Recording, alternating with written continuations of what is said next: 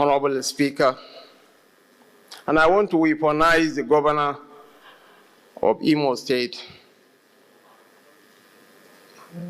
Onwa Hope Odidika Uzodima, and the governor of Kwara State, plus my very good friend, Elder Francis Sharif Oboborewoy, to appreciate and celebrate all our governors here. And of course, I want to single out for special recognition 3 elder statesmen here. Aremu Olusegun Oshoba is 86 years old. He is here with us. Baba BC Akande is 87 years old and will turn 88 on the 13th of January next year. He is here with us. And former Senate President Chief Ame Ebute is 79 years old, and he has been here. And he has been a loyal party member. And of course, there is someone that has become my in-law, former Senate President Ahmed Ibrahim Lawan, whom during the electioneering season I had routinely lambasted, but he kept a stoic silence. So thank you for your patience and understanding and your tolerance. My speech will be very brief. The Gettysburg speech, one of the most famous speeches ever spoken, was just 272 words by Abraham Lincoln. Politics reward memory, and today, memory must begin with gratitude. Before we speak of maps and margins, we must acknowledge the singular role of President Bola Ahmed Tinubu in building the very culture of opposition that brought us here. Long before power came calling, he stood when it was unfashionable to stand, organized when it was dangerous to organize, and pounded democracy when silence was safer. Nigeria's opposition did not survive by accident. It survived because one man refused to surrender the political space. Let me say this plainly and with a smile. The APC is fortunate that Bola Ahmed Tinubu is not in opposition today. He's the kind of fighter you pray never stands across the ring from you twice. His experience is not just history, it is the armor of this party, forged in resistance, sharpened by survival, and perfected by victory.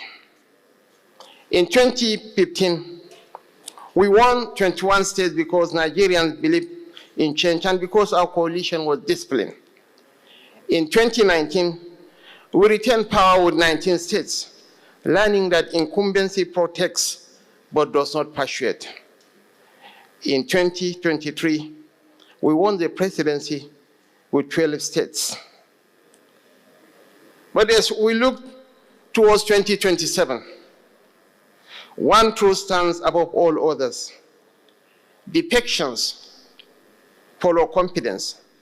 And confidence today flows from the trust in the leadership of President Bola Ahmed Tinubu. People do not cross over because of slogans. They cross over because they trust judgment, they trust courage, and staying power. They know that our president understands opposition, understands power, and understands how to keep pace with those who take political risk. In 2003, 2 APC ANPP governors were brought joined into submission and were forced to join the PDP. And our governors, opposition governors in the Southwest, went to sleep. Only one man was awake, and the PDP regime machine overran the whole of the Southwest. But today, it's a different ball game. We are 28 states strong. Only a pool hell-bent on a suicidal path or an outright imposter can dare to challenge President Bola Ahmed Tinubu in 2027 election. But we are in a democracy and people are free to contest elections. But elections are not won by noise or nostalgia. Elections are not conducted, to borrow the words of Obasani, elections are not conducted on Facebook or on Twitter. They are won by coalitions, credibility, and conviction. With the experience of our president as our shield and the lessons of the past as our guide, I believe that 2027 is not a gamble. It is a responsibility, and by the grace of God, we shall have a rendezvous with destiny. It's my singular honor and privilege to cherish forever to invite our leader, the single kinetic presence in Nigeria's political firmament, President Bola Ahmed Tinubu, to deliver his remarks. Thank you so much.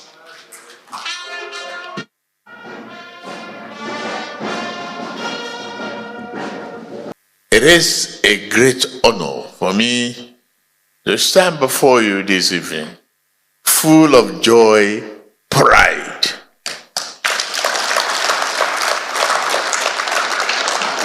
Pride that we have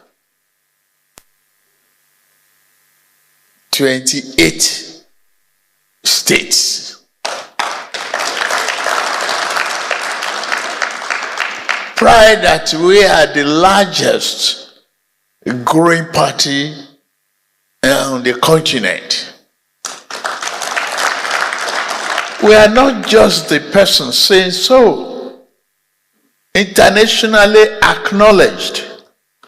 They are talking to us. They know what we have achieved, and they are watching us. Democracy is a must. And this country is the heart of the continent.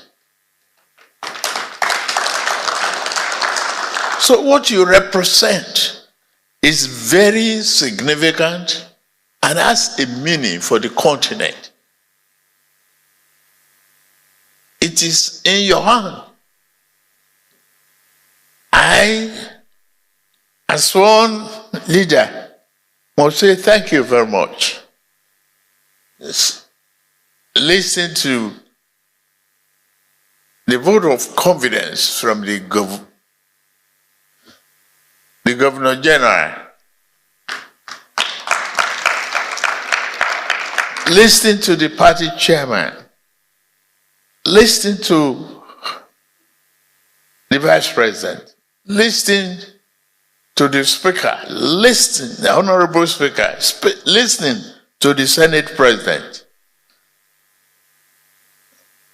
It is encouraging to just stand here, say good night, and we go to sleep. But our job is not done. We must continue to remind ourselves what the data means for us. God got us here.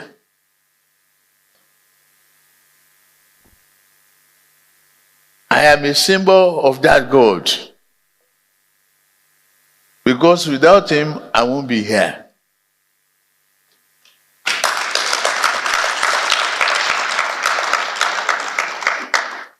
I can say the governor of Yobe and many of his colleagues and partners, they knew the obstacle on my way. Obasani can testify to that. There was a white bush fire. The currency redesigning. The queue at the petrol station.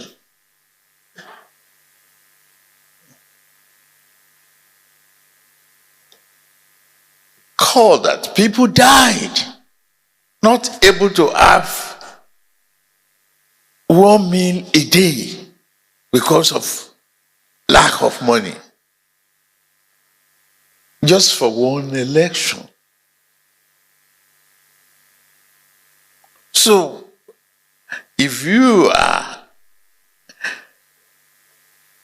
truly a believer in God's job, in God's work, let us thank God. Let us be faithful to our words. We must continue to be resolute that this democracy that we take in our hand must not fail.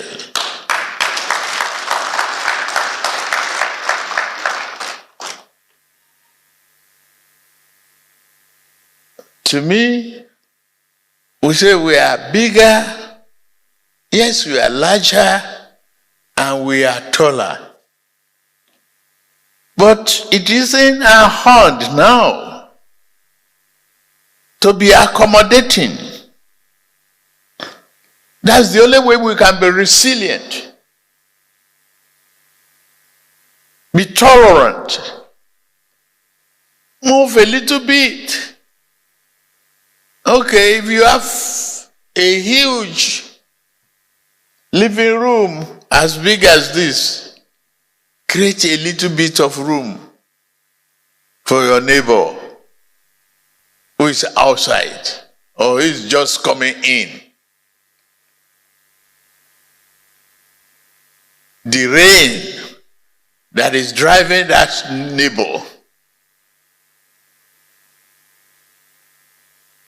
will not beat that neighbor dead.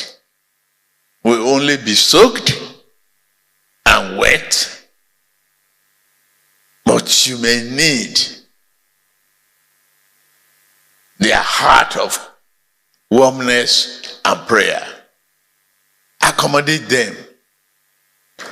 Take that seriously.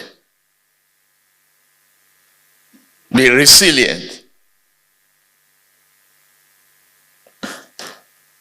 The state and the world level is my concern. Don't you want to be, you want to lead the state or impose their will and all of that? It's my fear now. And there's no need. God creates that opportunity for individual.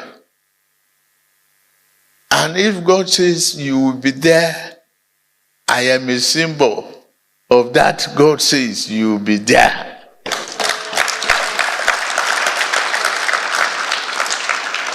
So if you take it from me. I came up here, Mr. President enjoined me to be brief. In other words, I should not speak for more than 30 minutes. So, Mr. President, remember I'm a lawyer, and in the law school, they always teach us that an after-dinner speech must be like a woman's skirt, long enough to cover the subject matter, but short enough to be interesting. So I'll take this like an after-dinner speech. I want to, on behalf of the Senate, adopt all the speeches delivered at this NEC meeting. So I join to welcome both the old and the new members of NEC. I adopt the speech of the national chairman. I adopt the speech of the progressive governors. I also adopt the speech of my partner, the Right Honorable Speaker. National Chairman, you make them available so that I will use the speeches as working document for discussion on Tuesday in the Senate of the Federal Republic of Nigeria. But on a cursory look, I must say that we have grown as a party. I must say that yes, indeed, the party and the National Working Committee members are doing well. I want to say congratulations to all of you. I want to also join to welcome all the new governors and to say that, yes, indeed, the governors did not come alone. They came with the structures in their various states. So I also welcome those structures who are not opportune to be here today. I want to enjoin the party to do everything possible to realize that democracy is all about the National Assembly and, of course, the executive. In other climes where democracy is not practiced, you will notice that they will have executive and they will also have the judiciary. But whenever you have a democracy, National Assembly becomes paramount and therefore needs to be consulted. So whilst I applaud the APC governors for their strides, I just want to appeal that you carry along the National Assembly members, the House of Assembly members in your various states. I hope this is not too much of a demand. They are the closest to the grassroots. Mr. President, we feel strongly that the vote of confidence once again reposed in you by the APC governors. We share in that, in the National Assembly. So we say that we have confidence, implicit confidence in your capacity, in your clarity of purpose, and your ability to navigate the very difficult terrain to take Nigeria to the next level. So we say congratulations so far for a job well done. And on that note, Mr. President, I will say that from the National Assembly, particularly the Senate, we will not fail you. We will not fail our party. We have so far not failed you. We have so far not failed our party. Every bill, every request, we have tried to make sure that we meet them timely for you to move ahead, to change this country from where you met it. Congratulations to all of us, and may God guide our party, and may God not allow us, because of our new size, to self-implode. May we take actions that will carry along the grassroots and improve the living standards of all Nigerians. And may our children who are seeing insecurity today, may they not see again in future. May God give you the enablement as President of Nigeria to continue to take swift actions, both in the economic sector and in the security sector, to salvage this country. But so far, you have given hope to those who had no hope.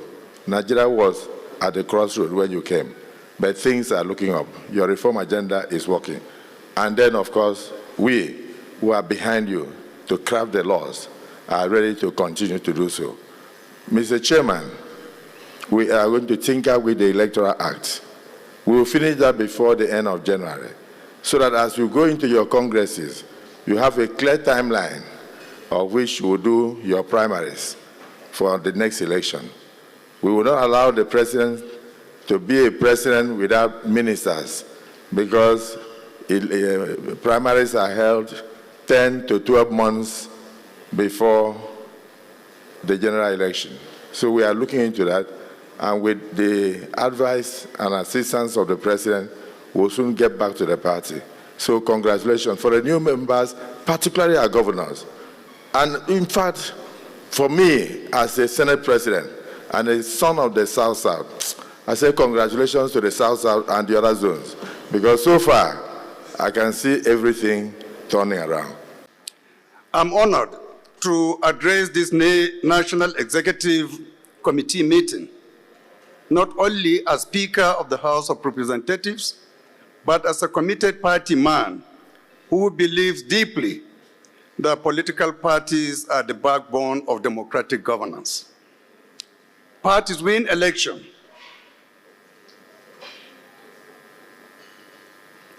Institutions deliver outcomes. History judges us on whether we successfully connect the two. At the outset, let me place on record the appreciation of the House of Representatives for the leadership of President Bola Ahmed Tinubu GCFR in a period of profound economic adjustment and inherited structural constraints. Mr. President has demonstrated resolve, clarity of purpose, and confidence in democratic institutions. The reforms have been difficult but necessary, with legislature working to stabilize them through law, oversight, and representation.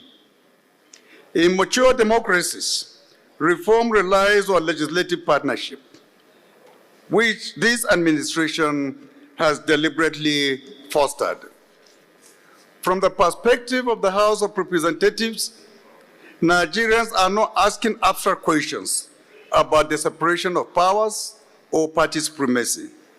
They are asking practical questions. Is the cost of living easing? Is insecurity being addressed? Are the opportunities expanding? Are public institutions working?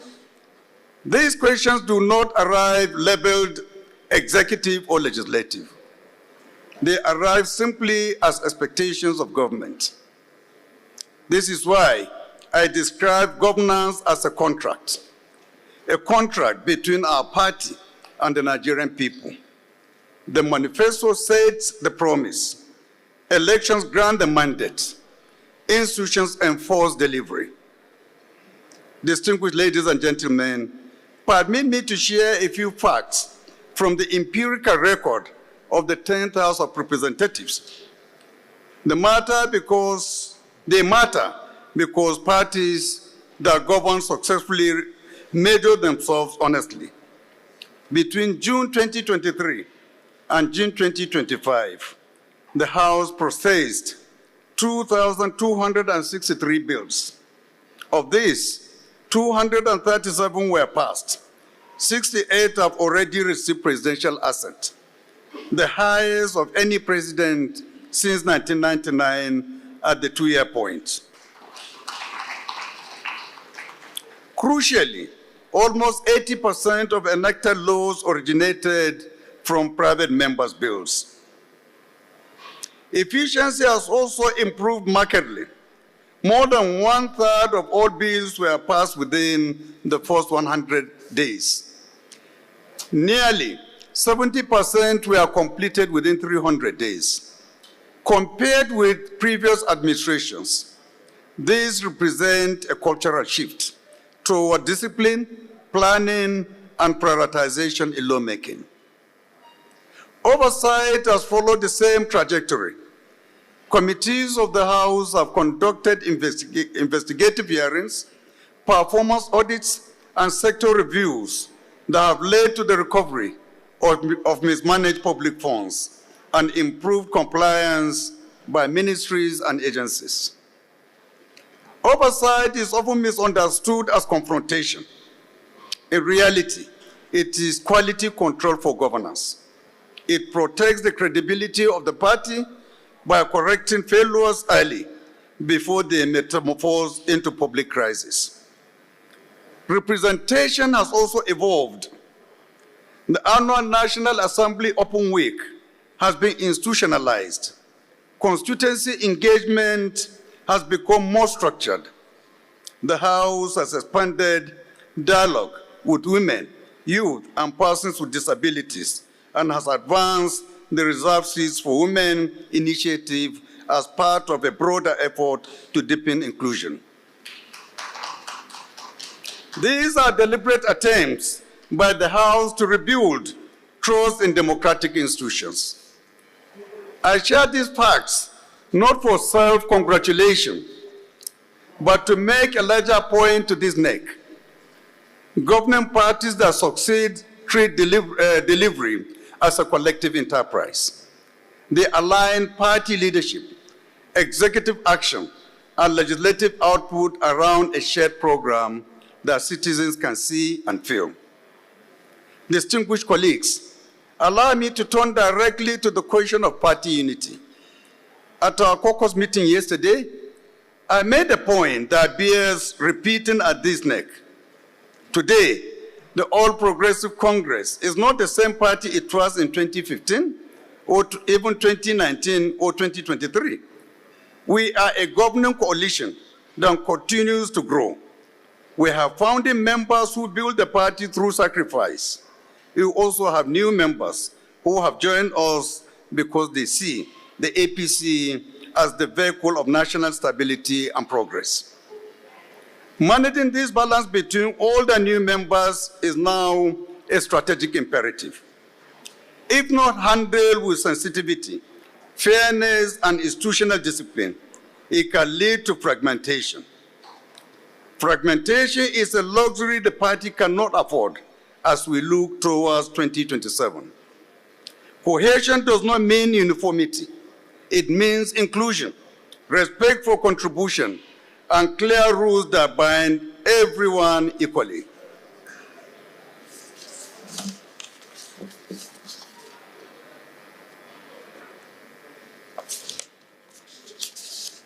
NEC has a critical role in ensuring that integration is deliberate, grievances are addressed early, and party structures remain authoritative.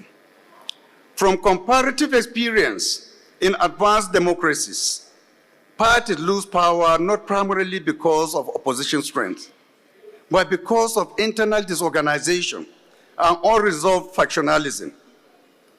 Unity, therefore, is not a slogan, it is a system. This is why I respectfully propose 3 practical steps for our party. Number 1, we should institutionalize a simple APC governance delivery dashboard, a quarterly snapshot that tracks cost of living indicators, security outcomes, job creation initiatives, and key social interventions. Not for propaganda, for internal discipline. Parties that govern well measure themselves honestly before the public does it for them. Second, we should formalize a legislative executive program grid, a clear mapping between our manifesto commitments, the bills before the National Assembly, and the budget lines that fund them. This ensures coherence. It prevents policy drift.